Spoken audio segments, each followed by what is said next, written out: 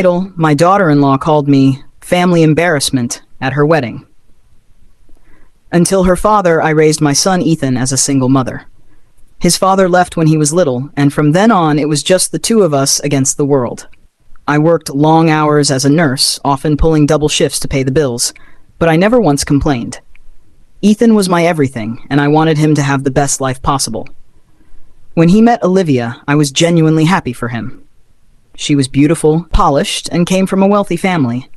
I'll admit, I was nervous around them. They lived in a world of country clubs and charity galas, while I was more comfortable in scrubs and sneakers. But I told myself, if she makes Ethan happy, that's all that matters. The wedding day arrived, and I couldn't have been more proud. My son looked so handsome in his tuxedo. I wore a simple navy blue dress, the nicest one I owned. I didn't want to draw attention to myself. This was Ethan and Olivia's day. But things took a turn.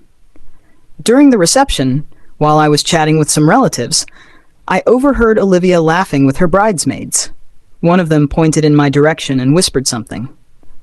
Olivia smirked and said loud enough for me and others to hear, "That's Ethan's mom." Honestly, she's kind of a family embarrassment. I told Dad I didn't want her front and center in the pictures, but what can you do? The words hit me like a knife.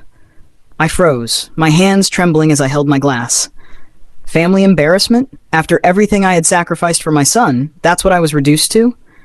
I quietly slipped out of the hall and went to the bathroom to collect myself. I didn't want to ruin Ethan's day with tears. But before I could leave, I was stopped by none other than Olivia's father.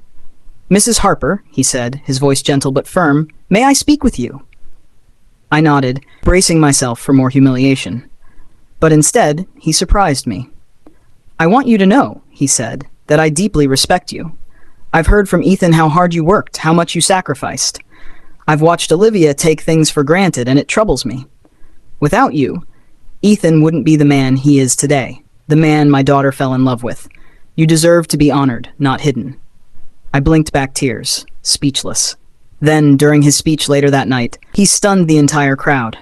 He raised his glass and said, "Tonight, I want to give a special toast, not to the bride or the groom, but to the woman who made this day possible. To Mrs. Harper, a single mother who raised a fine man with strength, dignity, and love. Without her, none of us would be here celebrating. She is no embarrassment. She is the backbone of this family's future." The room erupted in applause. My face burned, but this time with pride. I caught Olivia's eyes. She looked furious, her forced smile unable to hide her clenched jaw. Ethan, on the other hand, beamed at me with tears in his eyes. That night, I realized something important. People like Olivia may try to diminish me, but those who matter, the ones with real wisdom and gratitude, see the truth. I wasn't an embarrassment. I was the reason my son had become a man worth marrying.